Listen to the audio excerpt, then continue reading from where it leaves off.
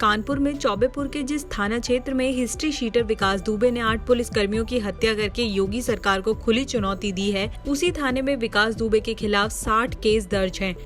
सबसे अहम बात यह है कि विकास उसके घर में अकेला हिस्ट्री शीटर नहीं है, बल्कि उसके 3 भाई अतुल दुबे, दीपू दुबे और संजय दुबे भी इसी थाने में हिस्ट्री शीटर के तौर पर दर्ज हैं।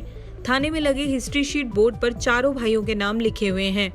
कानपुर में दबिश देने गई पुलिस टीम पर हमले का मास्टरमाइंड कुख्यात अपराधी विकास दुबे सियासी गलियारों में भी दखल रखता है। सीधे तौर पर भले ही वो किसी राजनीतिक दल का सदस्य नहीं है, लेकिन यूपी की तीनों प्रमुख पार्टियों में उसकी पकड़ बताई जाती है। पंचायत चुनाव के दौरान भी उसे बसपा से समर्थन मिला था, जबकि उसकी पत्नी को चुनाव में सपा से समर्थन हासिल हुआ था। जानकारी के मुताबिक हिस्ट्री शीटर विकास दुबे का वैसे कोई राजनीतिक इतिहास नहीं है, लेकिन बसपा के कई नेताओं से उसे समर्थन मिलता रहा है। यूपी में साल 2002 के दौरान बसपा की सरकार थी। उन दिनों मायावती राज्य की मुख्यमंत्री थी। बताया जाता है कि उसी दौरान विकास दुबे ने बिल्हौर, शिवराजपुर, रनिया, चौबेपुर के साथ ही कानपुर नगर में भी अपना खौफ कायम कर दिया था। इस दौरान शातिर अपराधी विकास दुबे ने कई जमीनों पर अवैध कब्जे किए। यही नहीं, इसके अलावा जेल में बंद रहते हुए भी हिस्ट्री शीटर विकास दुबे ने शिवराजपुर से नगर पंचायत का चुनाव भी लड़ा था, जिसमें वो जीता भी था।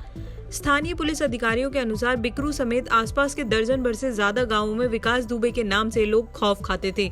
जरायम की दुनिया में नाम कमाने के बाद विकास दुबे की दहशत का आलम ये था कि वो किसी भी चुनाव में जिस पार्टी या उम्मीदवार को समर्थन देता था, गांव वाले उसे ही वोट देते थे। यही एक बड़ी वजह थी कि चुनाव के वक्त इन गाँव में वोट पाने के लिए सपा, बसपा और भाजपा के कुछ नेता उसके संपर्क में रहते थे। ये उसकी दहशत का ही नतीजा था कि विकास दुबे ने 15 वर्षों से जिला पंचायत सदस्य का पद कब्जा रखा है। वह खुद तो जिला पंचायत में था ही, साथ ही उसने अपनी पत्नी ऋचा को घिमऊ से जिला पंचायत सदस्य का चुनाव लड़वाया था, जिसमें वो जीत भी गई थी।